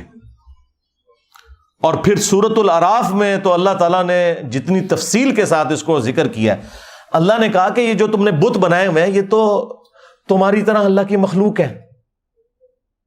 اور پھر اللہ تعالیٰ نے اس کو مزید سمجھایا کہ کیا ان کے پاؤں ہیں جس سے یہ چلتے ہیں، کیا ان کے ہاتھ ہیں جن سے یہ پکڑتے ہیں؟ ہاتھ تو ہیں لیکن پکڑتے تو کوئی نہیں نا. باقی تفصیلات کے لیے پی کے فلم دیکھ لیں. کیا ان کی آنکھیں ہیں جس سے یہ دیکھتے ہیں؟ کیا ان کے کان ہیں جس سے یہ سنتے ہیں؟ اللہ نے ایک ایک عضو کا ذکر کیا اور انسانیت کو آر دلائی اس حوالے سے. وہ انسانیت جو شرک میں ڈوبی ہوئی ہے کہ تم ان سے بہتر ہو، کہ تم چل پھر سکتے ہو، پکڑ سکتے ہو، سن سکتے ہو، لیکن یہ وہ بت ہیں جن کے اندر یہ کچھ بھی نہیں ہے. اور پھر جو اس کو اپنے ایپیکس کے اوپر پہنچایا وہ ہمارے ابا جی نے پہنچایا، حضرت ابراہیم علیہ السلام نے. وہ انشاءاللہ میں بعد میں اگلے پوائنٹس کے اندر ان کا ذکر کروں گا، چونکہ اس ویڈیو میں انہوں نے ان کا ذکر بھی کیا. تو اسلام میں کسی قسم کی کوئی قبر پرستی، بت پرستی کسی بھی حوالے سے نہیں ہے. اچھا، یہاں پر ضمناً میں وہ بھی کور کر دوں جو انہوں نے تابوت سکینہ کا ذکر کیا اور انجیل سے انہوں نے ورسز کو کوٹ کیا کہ وہ تابوت سکینہ بھی اللہ تعالیٰ کی طرف دھیان لانے کے لیے ایک چیز تھی، اور وہ اس کو انہوں نے ریلیٹ کیا بت پرستی کے ساتھ. حالانکہ ایسا کوئی کانسیپٹ نہ انجیل کے اندر اس طریقے سے موجود ہے، اور قرآن کے اندر تو اللہ تعالیٰ نے تابوت سکینہ کا ذکر چیپٹر نمبر 2 میں سورۃ البقرہ کے اندر کیا ہے، 248 نمبر آیت کے اندر. وہ تو جسٹ ایک باکس تھا جس کے اندر حضرت موسیٰ علیہ السلام کی کچھ نشانیاں تھیں، ان کا عصا تھا، ان کے کپڑے تھے، اس طرح کی چیزیں، جو بنی اسرائیل کا یہ عقیدہ تھا کہ اس کی برکت سے اللہ تعالیٰ ہم پر رحم فرماتا ہے. بنی اسرائیل کوئی تابوت سکینہ کے سامنے جھکتے نہیں تھے، اس کی عبادت نہیں کرتے تھے، وہ برکت کے طور پر اپنے ساتھ رکھا کرتے تھے. جس طرح خانہ کعبہ کی دیوار میں بھی ایک پتھر نصب ہے جسے ہم حجر اسود کہتے ہیں، اور اسے چوما جاتا ہے. اور بخاری اور مسلم دونوں میں حدیث موجود ہے کہ حضرت عمر فاروق رضی اللہ تعالیٰ عنہ جب اسے چومنے لگے تو انہوں نے ساتھ ایک جملہ بولا کہ تو ایک پتھر ہی تو ہے حجر اسود، نہ کسی کو نفع دے سکتا ہے نہ نقصان، میں صرف اس لیے چوم رہا ہوں کہ نبی صلی اللہ علیہ وآلہ وسلم نے تجھے چوما تھا. بس یہ عقیدہ ہے. بعض لوگوں نے اس کے آگے ایک وہ کہانی جوڑی ہے کہ مولا علی علیہ السلام نے کہا کہ یہ نفع بھی دیتا ہے نقصان بھی دیتا ہے. وہ روایت المستدرک للحاکم میں ہے اور گھڑی بھی روایت ہے، اس میں ابو ہارون کذاب جھوٹا راوی ہے.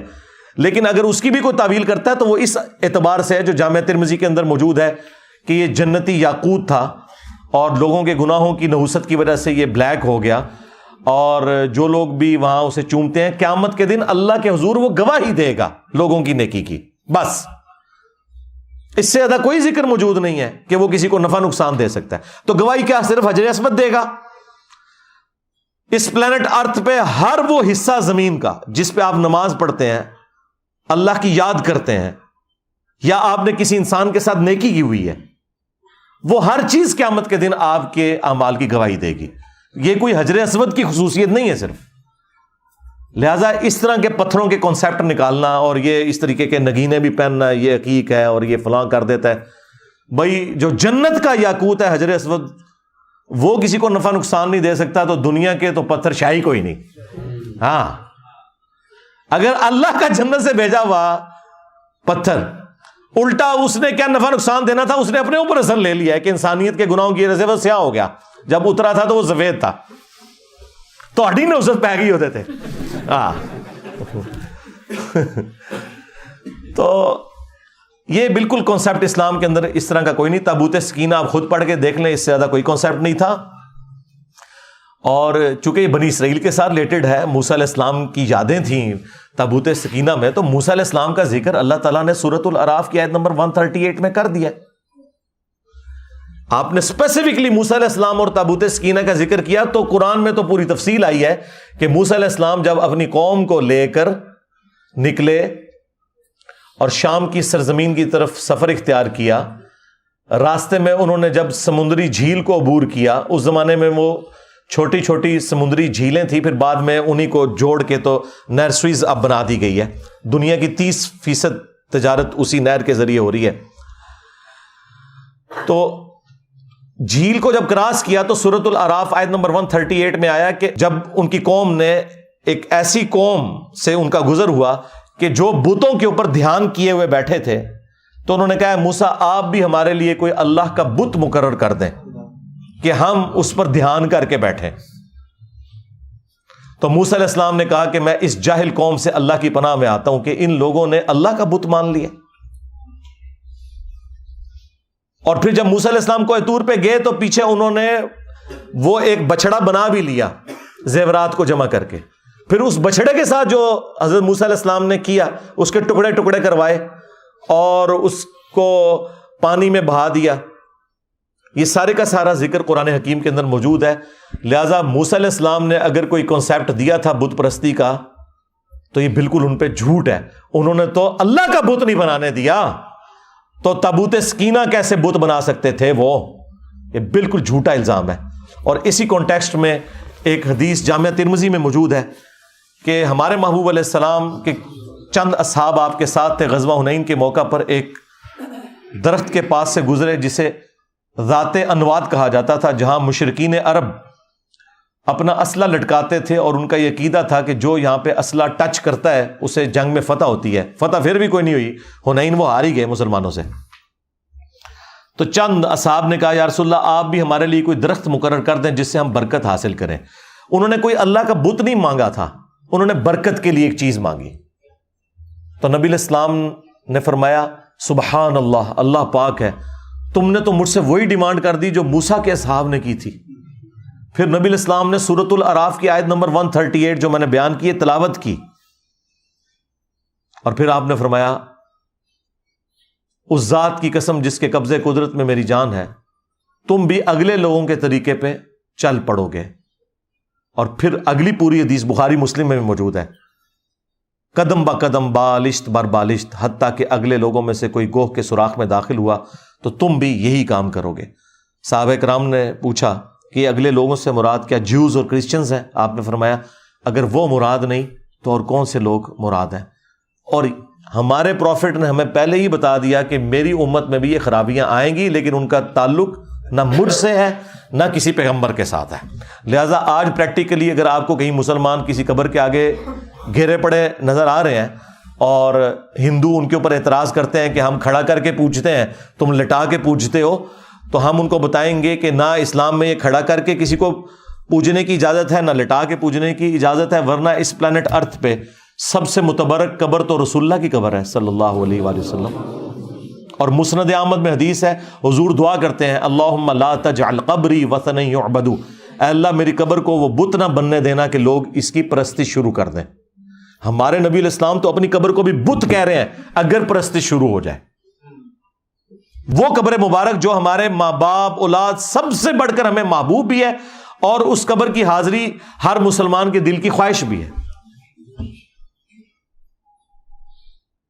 بخاری مسلم دونوں میں حدیث ہے, نبی علیہ السلام کے آخری دن چل رہے تھے اور حضور صلی اللہ علیہ وآلہ وسلم تکلیف کی وجہ سے اپنے چہرے انور سے چادر ہٹاتے اور پاس پانی کا ایک برتن تھا, اس سے ہاتھ گیلا کر کے اپنے چہرے پر مل کے اپنے بخار کی شدت کو ٹھنڈا کرتے اور ساتھ ساتھ فرماتے لعن اللہ الیہود والنصارى, اللہ کی لعنت ہو یہود و نصارہ پر, اتخذوا قبور انبیائہم مساجدا, انہوں نے اپنے انبیاء کی قبروں کو سجدہ گاہ بنا لیا تھا. اور ہماری ماں سیدہ عائشہ سلام اللہ علیہا کے الفاظ ہیں کہ اگر ہمیں یہ خطرہ نہ ہوتا کہ لوگ رسول اللہ کی قبر پہ سجدے شروع کر دیں گے تو ہم نبی علیہ السلام کی قبر مبارک کو زیارت کے لیے اوپن کھول دیتے اور حجرے کی دیوار کو گرا دیا جاتا. آج تک اوپن نہیں ہے قبر مبارک، لیکن چونکہ نبی علیہ السلام ہمیں ڈرا رہے تھے یار اگر رسول اللہ کی قبر مبارک کا یہ سٹیٹس ہے تو باقی تو دنیا کی ہر قبر شاہی کوئی نہیں. اور اما عائشہ کہہ رہی ہیں کہ ہمیں پتا تھا کہ حضور ہمیں ڈرا رہے ہیں، اس لیے ہم نے اس طرح کی کوئی ایکٹیویٹی پرفارم نہیں کی. صحیح مسلم میں حدیث ہے، جندب رضی اللہ تعالیٰ عنہ کہتے ہیں حضور نے اپنی وفات سے 5 دن پہلے یہ فرمایا تھا، دیکھنا اگلے لوگوں میں سے جب کوئی نیک آدمی فوت ہو جاتا تھا تو لوگ اس کی قبر پہ سجدے شروع کر دیتے تھے، تم میرے ساتھ ایسا معاملہ نہ کرنا، میں تمہیں اللہ کا خوف دلاتا ہوں. پھر بخاری اور مسلم دونوں میں یہ حدیث موجود ہے. ہماری 3 مائیں یعنی نبی علیہ السلام کی 3 بیویاں سیدہ ام سلمہ، ام حبیبہ اور سیدہ عائشہ رضی اللہ عنہن اجمعین وعلیہم السلام اجمعین حضور کے پاس بیٹھی ہوئی تھی. ظاہر ہے حضور کے آخری دن چل رہے تھے، تو ام سلمہ اور ام حبیبہ جو سینئر صحابیات میں سے ہیں، انہوں نے ہجرت حبشہ بھی کی ہے، ہجرت مدینہ سے بھی جو بہتر ہجرت تھی. اس وقت یہ اپنے خاوندوں کے عقد میں تھی، اس وقت جو ان کے خاوند تھے تو ان کے ساتھ انہوں نے ہجرت کی. تو وہ ذکر کرتی ہیں کہ جب ہم وہاں گئے تھے تو ہم نے ماریا نام کا ایک گرجا دیکھا تھا حبشہ میں. تو نبی علیہ السلام کے آخری دن چل رہے ہیں اور آپ تکلیف میں ہیں، آپ فوراً اٹینٹو ہو گئے اور آپ نے کہا یہی تو ان میں خرابی تھی، کیونکہ انہوں نے ساتھ ذکر کیا کہ ہم نے وہاں کچھ تصویریں بھی لٹکی ہوئی دیکھی تھی اس گرجے کے اندر.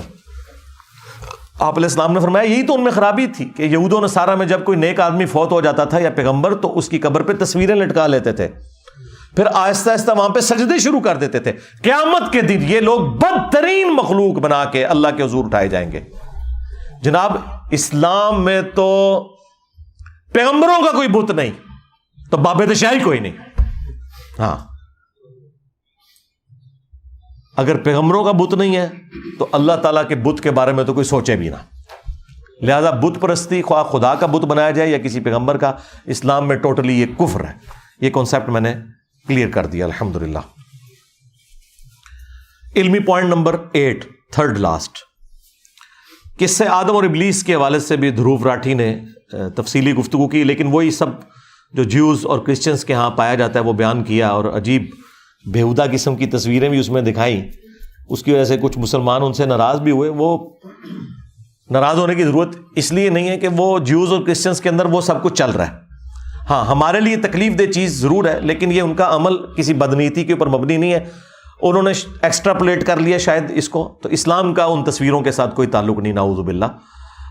بہرحال جو جیوز اور کرسچنز ہیں یہ گمراہی انہی کے کھاتے میں، ان کی بھی اللہ تعالیٰ اصلاح فرمائے. تو قصہ آدم اور ابلیس کے حوالے سے انہوں نے بیان کیا اور ایو کا ذکر کیا یعنی اما حوا کا، اور کہا کہ چونکہ انہوں نے ہی یہ غلط طرف لگایا تھا آدم علیہ السلام کو، اس کی سزا میں وہ قیامت تک کے لیے اللہ تعالیٰ نے ان کے ساتھ ایک لیبر پین والا سلسلہ شروع کر دیا، پریگنینسی کی تکلیف ڈال دی اور انسان کے اوپر، مرد کے اوپر تکلیف اور مشقت ڈال دی کمائی کی. تو یہ ساری سزا ملی. یہ سزا نہیں تھی، یہ اللہ کا ڈیوائن پلان تھا. اللہ تعالیٰ نے یہ ایکٹیویٹی پرفارم ہونے سے پہلے ہی فرما دیا تھا، انی جاعل فی الارض خلیفہ. فرشتوں کو کہہ دیا تھا میں زمین میں عنقریب اپنا خلیفہ بنانے والا ہوں. اور بعد میں قصہ آدم اور ابلیس ہوا ہے. یہ اللہ کا ڈیوائن پلان تھا. ایگزیکیوشن کسی بھی ذریعے سے ہوتی ہے، بہرحال یہ اللہ تعالیٰ نے پلان کیا تھا کہ اللہ تعالیٰ نے ایسی مخلوق پیدا کرنی ہے.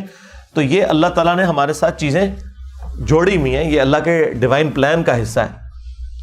انسان کے ساتھ جس طرح نیند، بھوک، ٹوائلٹ، یہ تمام حاجتیں جڑی ہوئی ہیں، اس طرح اللہ کے یہ پلان کا حصہ تھا کہ مرد نے جو ہے وہ معیشت کی تکلیف اٹھانی ہے اور عورت نے گھر بار کو دیکھنا ہے اور پریگنینسی کی تکلیف سے گزرنا ہے. یہ کوئی سزا نہیں تھی، نعوذ باللہ. یہ بالکل کانسیپٹ غلط ہے.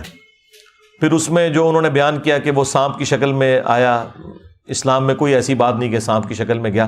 شیطان کو وسوسہ دلانے کے لیے فزیکلی انٹرسٹ کی ضرورت نہیں ہے, وہ انٹلیکچوئل بھی وسوسہ دلا سکتا ہے. اور بیسیکلی اللہ نے ایک پروٹوٹائپ ٹیسٹ رکھا تھا.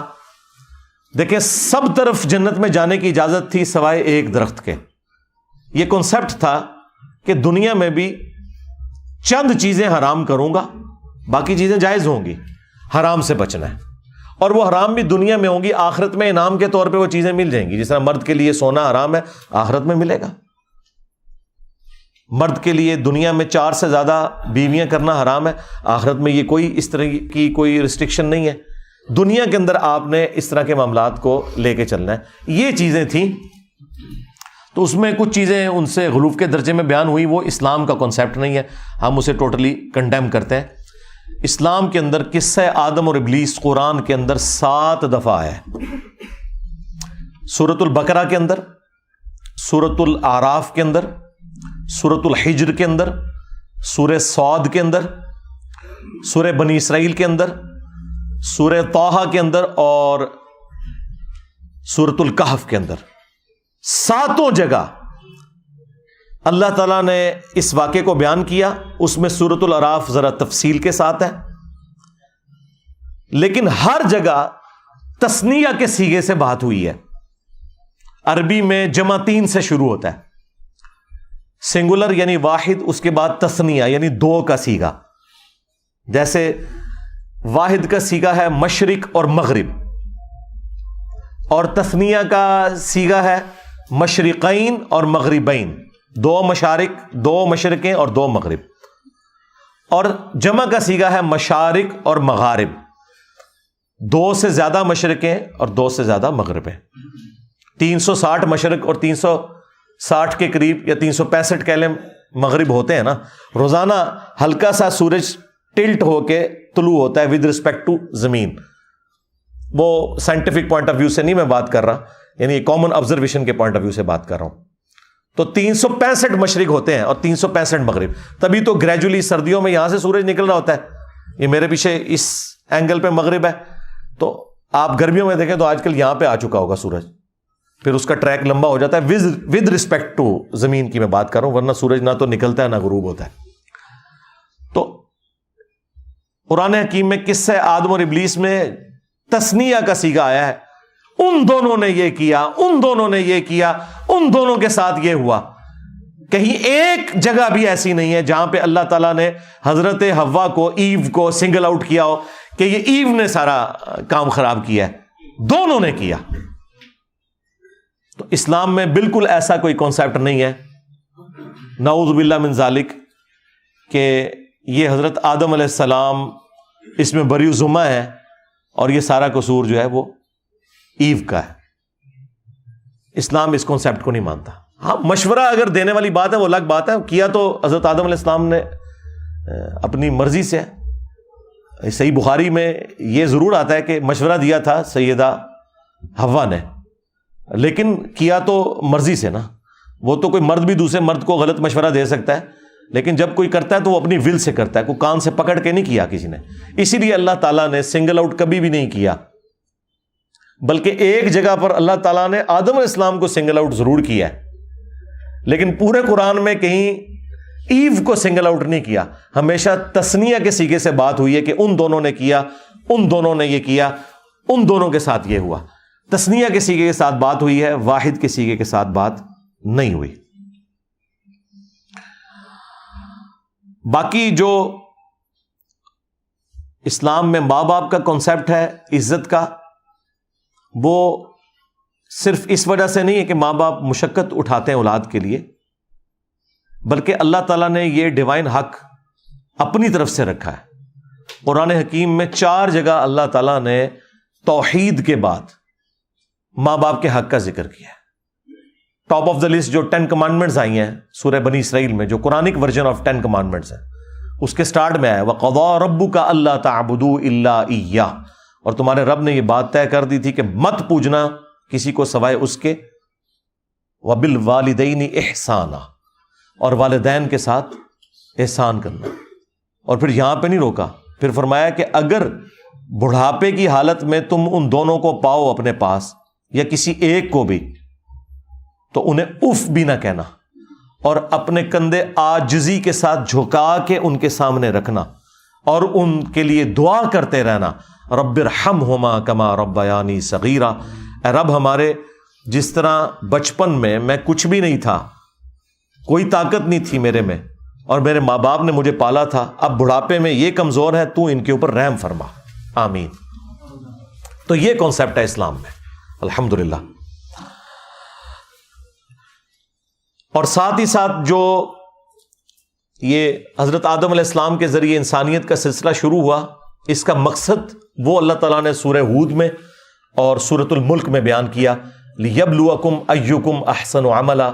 یہ ہم نے ساری کی ساری کائنات اور تمہیں اس لیے پیدا کیا تاکہ ہم تمہیں جانچیں تم میں سے کون نیک اعمال کرتا ہے۔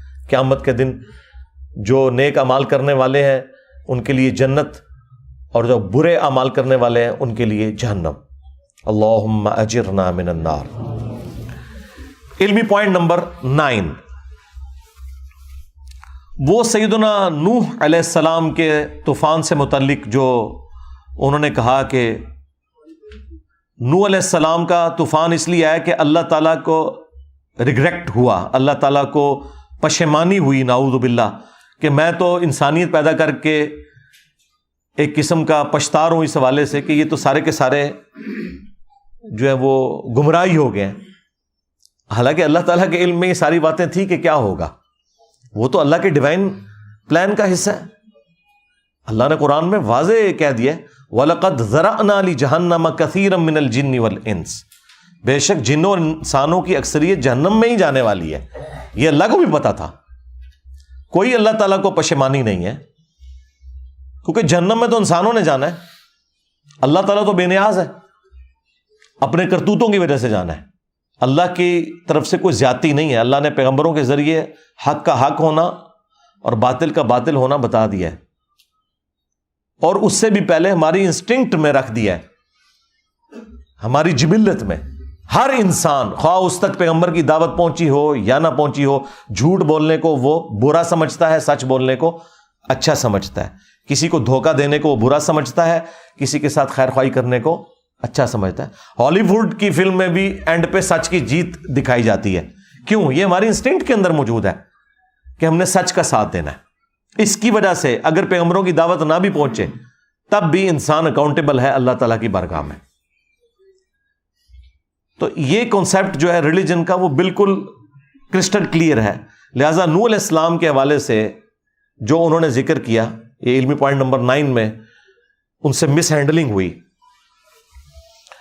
کہ اللہ تعالیٰ اس حوالے سے پشیمان ہوا، ایسا کوئی نہیں ہے۔ اللہ تعالیٰ نے سورۃ الانعام میں واضح فرمایا ہے کہ غیب کی کنجیاں، دا نالج آف ان سین، وہ اللہ ہی کے پاس ہے، اور جو کچھ بھی خشکیوں میں ہے یا سمندروں میں وہ اسے جانتا ہے، اور کوئی پتا نہیں گرتا، خواہ سمندر کے اندر کوئی درخت سے پتا ٹوٹے یا خشکی میں، مگر اس کے علم میں، اور زمین کی گہرائیوں میں کوئی دانہ نہیں پھوٹتا۔ Billions and trillions of seeds میں سے درخت نکل رہے ہیں اور پودے نکل رہے ہیں، لیکن اللہ تعالیٰ فرماتا ہے ہر دانے کو میں جانتا ہوں، اور یہ میں نے لوح محفوظ میں پہلے ہی لکھ لیا ہوا ہے۔ اور سورہ الحدید میں تو اللہ تعالیٰ نے فرمایا کہ کوئی مصیبت بھی ایسی نہیں ہے جو انسانیت پہ یا اس پلانٹ ارتھ پہ آتی ہے یا کسی انڈیویجول انسان کے اندر آتی ہے۔ پلانٹ ارتھ پہ زلزلہ، ٹورنیڈوز، سیلاب، وبائی امراض، اور انڈیویجول لیول کے اوپر کسی کا kidney failure, heart failure, blood cancer ہو جانا، کسی کا ایکسیڈنٹ ہو جانا، کسی انڈیویجول کو کوئی تکلیف آتی ہے یا پوری انسانیت کو، اللہ تعالیٰ نے لوح محفوظ پہ پہلے ہی لکھ لیا ہوا ہے کہ انسان کو یہ تکلیف پہنچے گی، اور یہ اس لیے کیا تاکہ جو چیز تمہیں نہ ملے اس پہ افسوس نہ کرو، اور جو چیز مل جائے اس کے اوپر شیخی نہ بگاڑو۔ تو اللہ تعالیٰ کا تو کنسیپٹ اسلام میں یہ کہ اللہ تعالیٰ کے علم میں ہر چیز ہونے سے پہلے ہے، یہ نہیں ہے کہ ہونے کے بعد علم میں آتی ہے۔ لہٰذا یہ بالکل کنسیپٹ غلط تھا نوح علیہ السلام کے ریفرنس سے۔ آخری علمی پوائنٹ نمبر 10، وہ حضرت ابراہیم علیہ السلام کے حوالے سے انہوں نے جو بیان کیا اس میں بھی کئی جگہ غلطیاں تھیں، کچھ چیزیں انہوں نے بالکل ٹھیک بیان کی، باقی جو انہوں نے وہ ریلیٹ کیا ہے اسے ہندوازم میں جو کنسیپٹ ہے، ایک واقعہ ہے اور الفابیٹس لے کے اس میں بھی غلطیاں ہیں، کیونکہ اس میں فرعون کا کوئی کنسیپٹ یہاں پہ موجود نہیں ہے، نمرود والا کنسیپٹ تھا، اور باقی جو اس میں سٹوری میں جو رنگ بھرے گئے ہیں وہ اس طریقے سے نہیں ہے بالکل۔ یہ تفصیلی واقعہ اللہ تعالیٰ نے سورہ ابراہیم کے اندر قرآن میں بیان کیا ہے، اور سورۃ الحج میں بھی اس کا ذکر موجود ہے، مختلف صورتوں میں، سورۃ البقرہ میں بھی کچھ حصہ موجود ہے تفصیل کے ساتھ، سورہ ابراہیم میں اور بخاری اور مسلم دونوں کے اندر حدیث موجود ہے جس میں ایک سے زیادہ احادیث ہیں جس میں یہ پورا واقعہ موجود ہے کہ حضرت ابراہیم علیہ السلام کی 2 بیویاں تھیں، سیدہ سارہ تھیں جن کے ساتھ وہ ہجرت کر کے نکلے اور ان کو اولاد کوئی نہیں تھی، راستے میں ایک بادشاہ کے پاس سے ان کا گزر ہوا، اس بادشاہ کا کوئی ذکر موجود نہیں کہ وہ بادشاہ کون تھا۔ بعض نمرود کا ذکر کرتے ہیں، نمرود کے ساتھ جو ان کا انٹریکشن ہے وہ دوسرے واقعے میں ہے جس میں حضرت ابراہیم علیہ السلام نے کہا تھا کہ میرا رب وہ ہے جو مشرق سے سورج نکالتا ہے، جو سورۃ البقرہ میں، وہ نمرود کے ساتھ تھا۔ یہ کسی بادشاہ کا ذکر ہے، بخاری مسلم میں یہ تفصیل نہیں ہے کہ وہ بادشاہ کون سا تھا۔ بہرحال اس بادشاہ کو جب پتا چلا کہ حضرت ابراہیم علیہ السلام کی جو بیوی ہے وہ بہت خوبصورت ہے، تو اب ظاہر ہے وہ بادشاہ نے ان کو بلوایا اپنے پاس، تو حضرت ابراہیم علیہ السلام نے سیدہ سارہ سے کہا کہ تم اسلام کے رشتے میں میری بہن ہو، اور یہی میں نے بادشاہ کو بتایا ہے، کیونکہ اگر میں بتاتا کہ تم میری بیوی ہو تو وہ مجھے قتل کروا دیتا۔ ظاہر ہے اس زمانے میں تو نگاہیں مار کے بزرگ کچھ نہیں کر سکتے تھے نا، ہاں جی اے بھی رزلٹ نکلتا ہے بچوں، انجینئر کا دماغ کتنے جاتا ہے، ہاں ابراہیم علیہ السلام جیسا ہے ہی کوئی نہیں، تیرے سارے بابے شے ہی کوئی نہیں۔ یہ معجزات جب اللہ تعالیٰ چاہتا ہے ہوتے ہیں، یہ پیغمبروں کے اختیار میں نہیں ہوتے۔ تو اگر میں اسے بتاتا تو مجھے قتل کروا دیتا، تو تو نے بھی اسے یہی کہنا ہے اور توریہ کرنا ہے کہ اسلام کے رشتے میں بہن ہو۔ خیر وہ جب حضرت سارہ ان کے سامنے گئیں تو بخاری میں آتا ہے کہ اس نے آپ کی طرف ہاتھ بڑھائے، تو اللہ تعالیٰ کا معجزہ ظاہر ہوا، اس کا ہاتھ وہاں سے ہلنا بند ہو گیا۔ 3 دفعہ اس نے یہ حرکت کی، اسے پتا چل گیا کہ یہ کوئی عام عورت نہیں ہے۔ وہ اتنا ڈر گیا کہ اس نے اپنے درباریوں کو بلایا اور اس نے کہا کہ ان کو رسپیکٹ کے ساتھ رخصت کرو، اور اس نے ایک عورت جو کنیز کے طور پر حضرت سارہ کو گفٹ کی تھی، ہاجر، یہ ہاجرہ لفظ نہیں ہے، ہاجر لفظ ہے۔ اردو میں تو ہم ہر ایک چیز کے آگے ہے لگا کے اسے بنا دیتے ہیں، جیسے ابو سفیان کی بیوی کا نام تھا ہند، یہاں پہ ہندا لوگ بولتے ہیں، وہ ہند ہے لفظ، تو چھوٹی یہ نہیں لگانی، یہ لفظ ہے ہاجر۔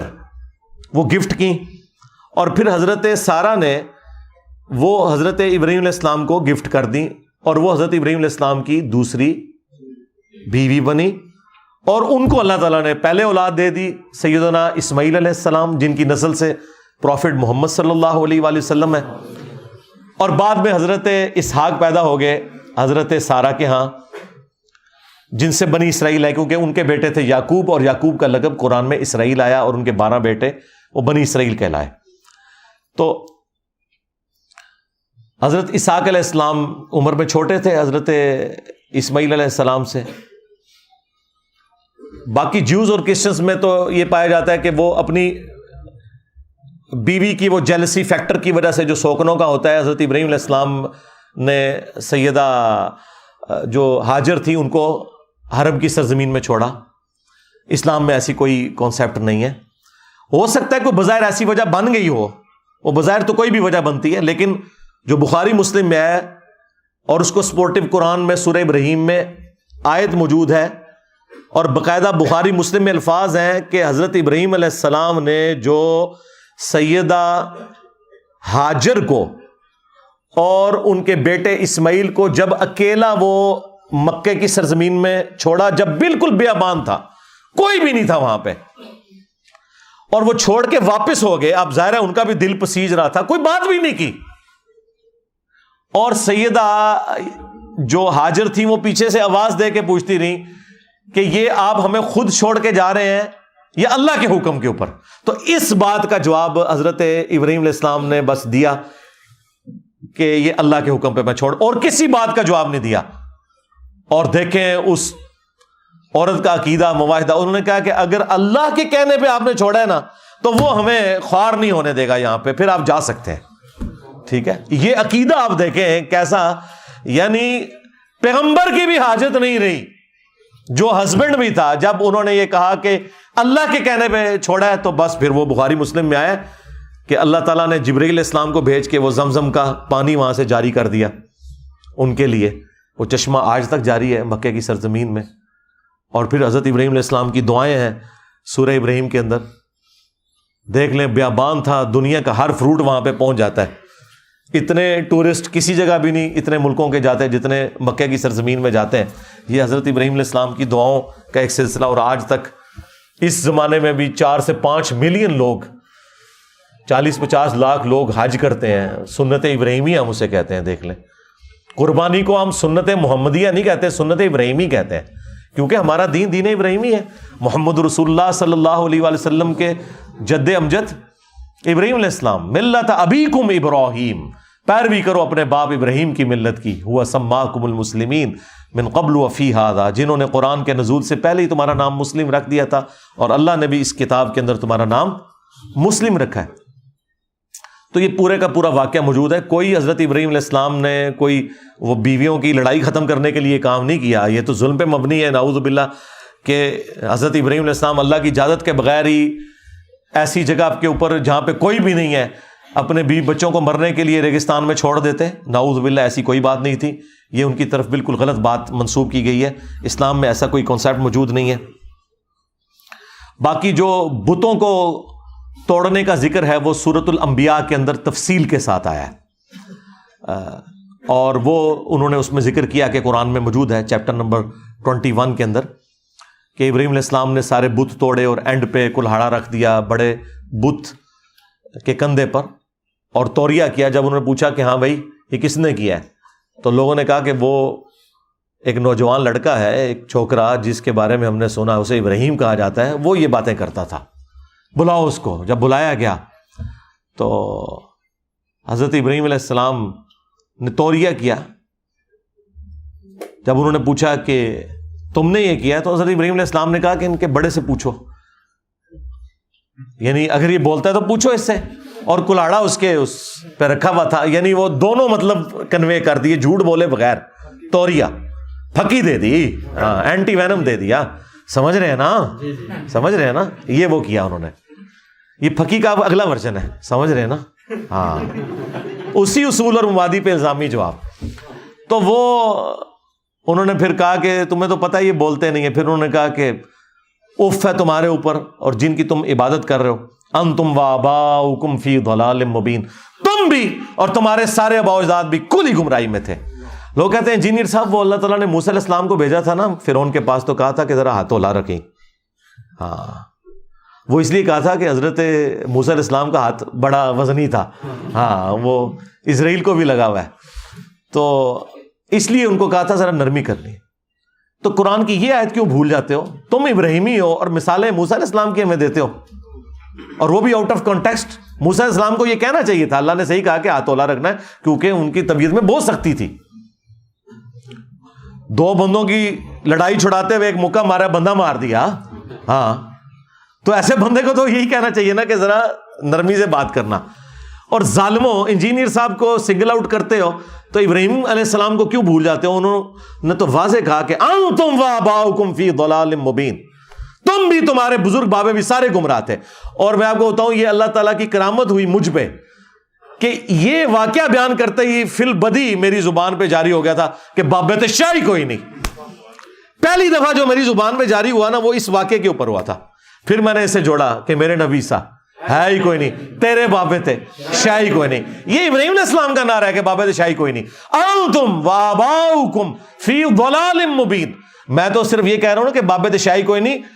حضرت ابراہیم علیہ السلام نے کہا تھا وہ گمراہ تھے سب, تم بھی گمراہ, تمہارے آباء و اجداد بھی گمراہ. تو یہ واقعہ پورا سورۃ الانبیاء کے اندر موجود ہے اور سورہ مریم کے اندر, یہ 2 جگہ تفصیل کے ساتھ آیا, وہ آپ دیکھ سکتے ہیں. اور باقی اگر آپ نے تفصیلات دیکھنی ہے تو پی کے فلم دیکھیں, ہم بار بار مشورہ دیں گے. باقی اینڈ پہ میں دھروو راٹھی کے لیے کہوں گا کہ میں پرسنلی آئی لو یو, الحمدللہ, I respect all of your efforts to educate the people of subcontinent. جو انڈیا اور پاکستان کے جاہل لوگ جن کے حکمرانوں نے کوئی پیسہ نہیں لگایا ان کو ایجوکیٹ کرنے کے لیے, ایک اکیلا شخص جس کا تعلق انڈیا سے ہے وہ مشن اٹھاتا ہے, جو بائی پروفیشن ایک میکینیکل انجینئر ہے, اور اس نے وہ ساری کی ساری تکلیف بھی اٹھائی ہیں وہاں پہ سوشل جسٹس پہ بات کرتے ہوئے. اور آج کل وہ جرمنی میں ہے, وہیں اس نے شادی بھی کی ہے, وہیں سے وہ پڑھا بھی ہے اسکالرشپ کے اوپر, لوور مڈل کلاس سے تعلق رکھنے والا. اور اس نے آج ملینز آف پیپل کے لیے وہ تمام نالج جو انگلش زبان کے اندر تھا وہ آسان فہم انداز میں اردو زبان میں پہنچاتی ہے. میں اپنے تمام آڈینس سے یہ ریکویسٹ کروں گا, میں نے آج تک کبھی یہ نہیں کہا کہ میرا چینل سبسکرائب کریں, ہاں میری ہزاروں ویڈیوز ریکارڈ ہو چکی ہیں, لیکن میں آپ کو یہ ضرور کہوں گا کہ آپ یہ چینل دھروو راٹھی کا جو چینل ہے آفیشیل وہ سبسکرائب کریں. نالج کا ایک ذریعہ, پرانی جتنی ویڈیوز ان کی ریکارڈ ہیں وہ آپ ذرا دیکھیں اور اپنے علم میں اضافہ کریں. باقی ریلیجن کے پوائنٹ آف ویو سے جو انہوں نے سلسلہ شروع کیا ہے ہم کہیں گے کہ اسے آپ جاری رکھیں آگے, لیکن جس طرح آپ باقی معاملات میں بکس کو فالو کرتے ہیں اور سچائی اور جھوٹ میں فرق کرتے ہیں, یہاں بھی آپ نے اسلام کی جو پرائمری بک ہے قرآن, اس کے ریفرنسز آپ نے کوٹ کرنے ہیں اور اس سے آپ نے اسلام کے بارے میں گفتگو کرنی ہے. ہم وہ مولویوں والی یا پنڈتوں والی یا پادریوں والی بات نہیں کریں گے کہ جی آپ کو کوئی رائٹ نہیں پہنچتا بات کرنے کا. نہیں, ہر انسان کو رائٹ ہے وہ بات کرے. اللہ تعالیٰ نے ہر انسان کو سوچنے کا انسٹرومنٹ دیا. اسلام تو کہتا ہے وَلَا تَقْفُ مَا لَيْسَ لَكَ بِهِ عِلْم, انسان کسی چیز کی پیروی اس وقت تک مت کر جب تک کہ اس کے بارے میں تیرے پاس ڈیفینیٹ علم نہ آ جائے. اِنَّ السَّمْعَ وَالْبَصَرَ وَالْفُؤَادَ كُلُّ أُولَٰئِكَ كَانَ عَنْهُ مسؤولا. بے شک کان, آنکھ, عقل, دل ہو یا دماغ, دونوں ہی انسٹرومنٹ ہیں, ان کے بارے میں تم سے پوچھا جائے گا کہ تم نے ان تین انسٹرومنٹس کو یوز کر کے حق بات تک پہنچنے کی کوشش کیوں نہیں کی. میں نے کوشش کی ہے ان 10 پوائنٹس کے اندر اپنا موقف آپ کے سامنے رکھوں. جو حق بات میں نے کی وہ اللہ تعالیٰ کی طرف سے ہے, اور اگر میری زبان سے کوئی غلط بات نکل گئی تو وہ میرے نفس کا ہی وبال ہے. سبحانک اللہم و بحمدک اشہد ان لا الہ الا انت استغفرک و اتوب الیک. صلو علی محمد و آل محمد. اللہم صلی علی محمد و علی آل محمد و اصحاب محمد و ازواج محمد و امت محمد اجمعین الی یوم الدین. آمین.